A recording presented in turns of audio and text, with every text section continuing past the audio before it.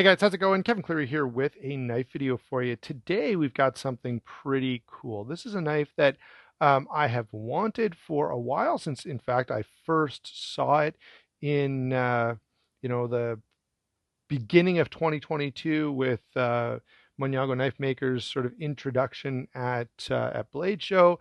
I was pretty stoked for this knife back then. Happy to have been able to get my hands on one and to have been carrying this and using it a little bit for the past been a couple of months now, in fact.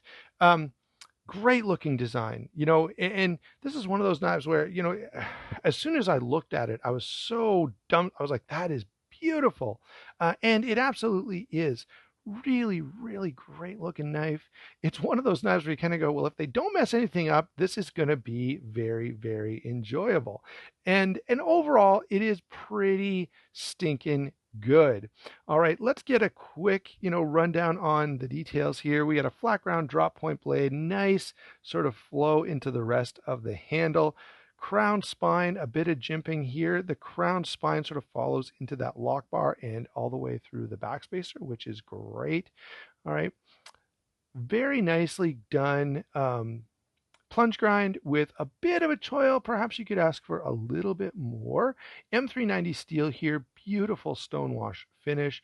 And in terms of actual cutting performance, I have been really, really, really happy with this blade. It is a backlock, and that's one of those things that, I'm not always, cold steels, you kind of expect to see them, but from other companies, you're like, a backlock, interesting. Certainly, it's a very strong locking mechanism, one that will pick for sort of an outdoors or harder use or heavy duty knife, which this certainly, has that target in mind. So going with a backlock makes a lot of sense here. Really nice materials. We got M390 titanium bolster, beautiful micarta onlay here. The way the clip works is you've got these two screws in, come on, focus, the butt of the knife, so you can just pop these out and flip the clip the other way. So it is a very fully ambidextrous knife, which I do like. If you're a lefty, you got to be, you must just always be wishing for more knives like this. Like, this is truly ambidextrous. The lock doesn't make a difference. Nothing does. It's just, exactly the same no matter what. And that's a pretty nice welcome option. And I'm sure, I'm right-handed, so liner locks, compression locks, whatever, I'm not too concerned. But I know for those of you who are lefties out there, it's nice to have something that's really ambidextrous, not just you can flip the clip to either side. All right. There are a bunch of options available in this knife, so I went with the light micarta. There's a darker micarta, I think black. There's probably carbon fiber, and I think there's a wood as well. So a bunch of various options that are available there. The size on this guy, very much a full size knife, 8 and 9/16 overall. The handle is 5 inches. So if we close it, that's what you're going to be dealing with in your pocket, 5 inches, 3.5 inches on the blade, 4 inches of grip area. All right, you can see that my pinky does land down here, but it's kind of designed for that, so not really a big issue. Very comfortable in hand. Hammer grip is good. Saber grip is good. All right. So the ergonomics on this, and by the way, it's kind of, it's 3D contoured and it's kind of chunky, so it's pretty hard to mess that up. This does feel very, very nice. In terms of the lock, it's very smooth. It feels very precision. Very nice positive lock. Side to side, there's no play. Up and down, I can feel just a slight tick, and it's almost unfair to take points. Probably most people, if they weren't as obsessive about this as I am, would probably buy this knife, use it for the whole time, and never realize. But there is a very, very slight little bit of blade play there. In fact, I haven't talked to anyone about it, because I feel like any company is going to look at that and go, now that's definitely within spec. So, I can't really, it's hard to take points off anyway. Now this does weigh in at 6 ounces, which for some of you is going to be an issue, but for me, not really something I'm all that concerned about. All right. The details here are very, very nice. To me, this is like a gentleman's Recon One, and let's actually throw a Recon One in here for comparison. All right. Uh, Obviously a larger knife, but the Recon One is more clearly a tool. Okay, this it's a tool, but it's a tool that has nice fit and finish, that has higher end materials, that has a really aesthetically pleasing look to it. Overall, very, very well done, and frankly, a knife that appeals to me a lot. I know not everyone is going to, I don't want a titanium hammer, okay? And I know that's a thing, and I know they're very popular and quite expensive, and they have things to recommend them as well. But this I kind of like. A folding knife, generally speaking, especially because it folds, I'm not going to be, taking it to war or something like that. It's going to be a useful cutting tool that I'm going to carry in my pocket and take it out and make some minor cuts when I need to. All right.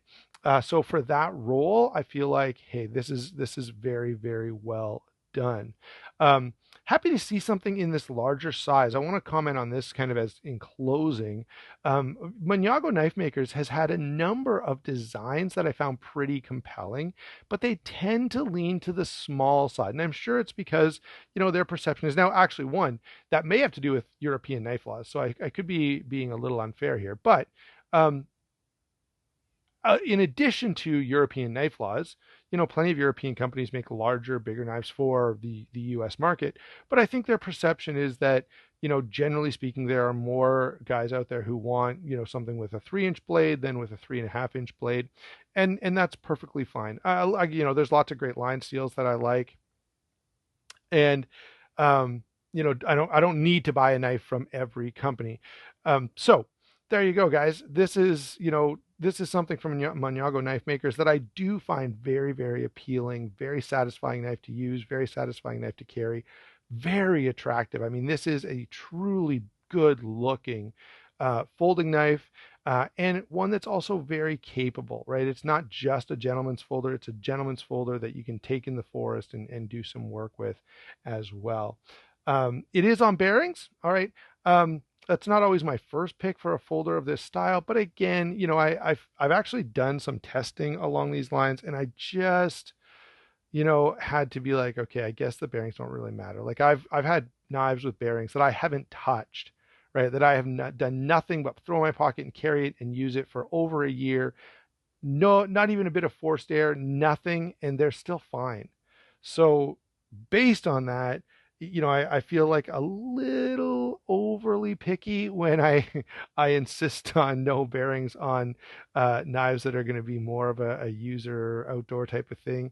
I still kind of sort of feel that way, but as I say, I'm not as strong as I once was on it. All right, let me grab a couple of other comparisons. The obvious comparison from my collection is going to be the Benchmade Crooked River. Again, similar sort of feel, a larger knife, very, it's kind of dressed up, but still quite capable as a worker's knife. The Cold Steel 8010 is going to be another one that kind of fits this mold. A little nicer design, very, very hand filling, very attractive, but also very utilitarian. It wouldn't be inappropriate, I don't think, to throw the Formax in here. I mean, there's never a bad time to have the Formax on camera. So there is the Cold Steel Formax. You can see it's it's much, much larger, guys. But again, here's a knife that's a little higher end, some higher end materials. Costs a little bit more, but really is designed to be a working knife. So those are some comparisons for you. I guess, I should throw a pair of 2 in just because it's so ubiquitous. All right, so there you go. Some comparisons there for you. There's not much out there. In fact, I will say this does remind me a little bit of, I think it's the Rhino, Lion Steel Rhino, that had a weird kind of, who made that? No, Viper. Sorry, guys. There was a Viper Rhino, I think, a number of years ago that sort of puts me in mind of this. It was a little more out there in terms of design, in terms of blade shape, but it was still like a big, bulky backlock from Italy, and so that's what we've got here. Overall, I'm pretty impressed with this knife. The one complaint I do have is that I would have liked the ergonomics. It's fine. It's comfortable. I have no issue. But you see how my pinky ends there? Had they just, copied the handle on the Crooked River and just taken this all the way back to here so that my pinky didn't land on the little swell at the butt of the handle, I might have been a little more, I don't know, I might have found that a little more appealing. As it stands, it still feels great. It's still more than capable, still quite comfortable, but it just has that one little hiccup. All right, so there you go, guys. Thanks a lot for watching. Don't forget to like and subscribe. Let me know down in the comments below. I'll be honest, I don't connect with a lot of Maniago Knife Maker knives, and really the other Italian companies, either Viper, Fox, even Lion Steel. I like Lion Steel. Their fixed blades I love, but their folders, there's not that many that I really like either. All right, so let me know how you feel about those companies down in the comments below. Don't forget to like and subscribe. Don't forget to check those channel sponsors. It does help me out a whole lot. Thanks a lot for watching, and we will talk to you soon.